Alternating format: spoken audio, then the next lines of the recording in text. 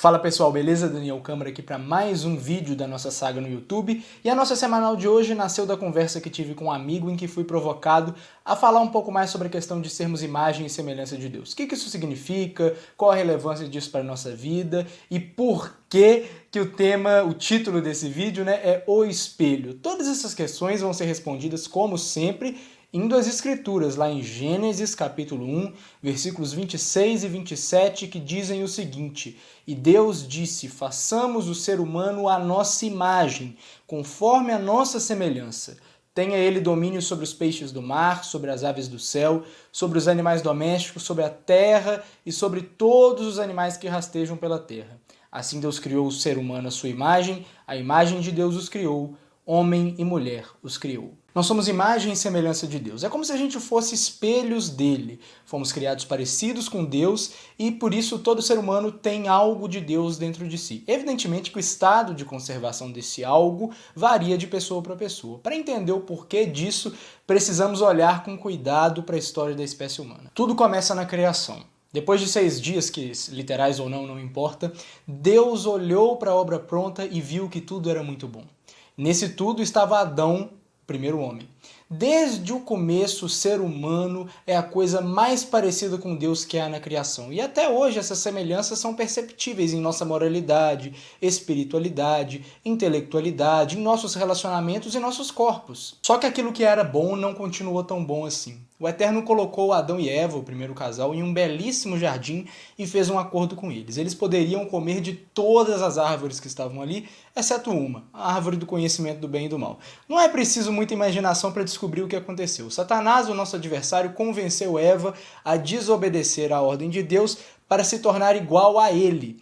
Eva, por sua vez, foi até Adão, convenceu seu marido, e Deus, que é justo, chegou punindo todo mundo. Satanás teve sua derrota decretada naquele momento e a humanidade foi condenada a viver separada de seu Criador. Graças ao amor e à paciência do Eterno, o que houve não foi uma destruição, mas uma distorção daquilo que nós deveríamos ser. Nós ainda temos um senso íntimo de certo e errado, mas agora não conseguimos mais parar de errar.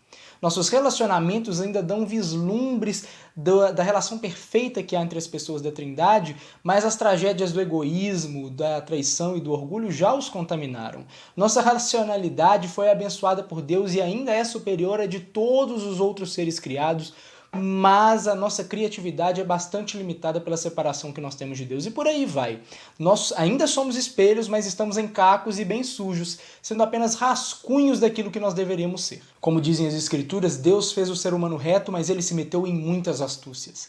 Só que Deus não é um tirano celestial, ele é o ser mais belo e doce que existe. Nunca houve a menor hipótese de nós sermos abandonados na confusão que arranjamos para nós mesmos. Se nós não conseguimos ser aquilo que fomos criados para ser, Deus entra na jogada enviando Jesus Cristo, seu Filho, o homem mais perfeito que pisou nessa terra. Ele é a imagem do Deus invisível, o primogênito de toda a criação, a expressão exata do ser de Deus. Através do seu sacrifício, o abismo que havia entre Deus e os homens foi destruído e isso muda tudo. Agora é possível ser um pouco mais daquilo que nós somos criados para ser. Agora nós recebemos uma nova chance para viver o mesmo chamado, sermos conformes à imagem do seu Filho, a fim de que ele seja o primogênito entre muitos irmãos. Agora, como dizem as Escrituras, todos nós, contemplando a glória do Senhor, somos transformados de glória em glória na sua própria imagem, como pelo Senhor, que é o Espírito.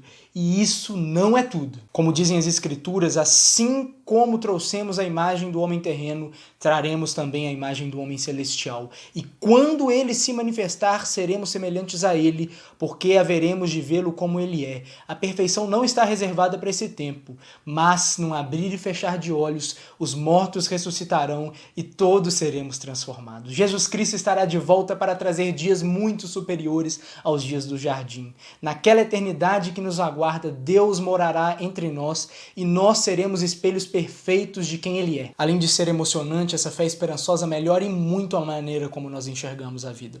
Ao contrário do que diz a espiritualidade pop, nós não somos deuses. Quem promete que nós seremos iguais a Deus e em nada inferiores a Ele é Satanás. E até hoje isso não deu muito certo. A promessa real é que, conhecendo a Jesus, a imagem do Deus invisível, nós seremos cada vez mais parecidos com Ele, vivendo em santidade, esperando pela eternidade, pensando com a mente de Cristo e usando nossos corpos para renovar o nosso encantamento pela criação e pelo Criador. Da mesma forma, quando compreendemos tudo isso, passamos a entender, valorizar e defender a dignidade humana.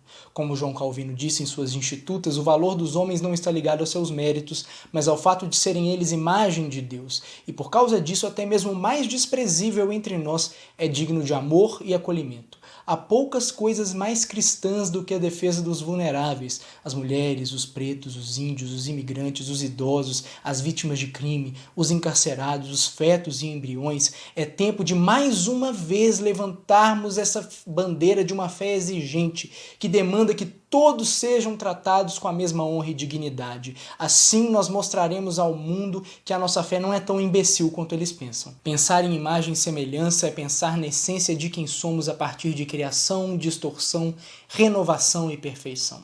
Não somos o que éramos, mas em Cristo podemos e seremos muito mais do que somos hoje. Tudo isso se resume nas brilhantes palavras do poeta Marcos Almeida. Pois o meu rumo é caminhar, contigo eterno prosseguir, e ver a graça de ser teu, para ser espelho e refletir tua luz e o mundo iluminar. Bem, por hoje é isso. A indicação literária de hoje vai para este livro aqui, Criados à Imagem de Deus, Anthony Hockman, editora Cultura Cristã. Um dos melhores livros que já li e certamente um dos melhores livros já escritos sobre a teologia do homem. Tem um preço acessível, vou deixar o link para compra na descrição como de costume. Muito obrigado pela companhia. Se você gostou desse vídeo, dá aquela moral, curte para mostrar que o conteúdo tá legal, comenta dizendo o que você achou, seu feedback é muito importante. Inscreva-se no canal, clique no sininho para ativar as notificações para você ir acompanhando aquilo que a gente for produzindo e, mais importante de tudo, compartilhe esse vídeo com quem você puder para que a nossa conversa fique ainda mais povoada. Um abraço, até segunda que vem e que Jesus te abençoe.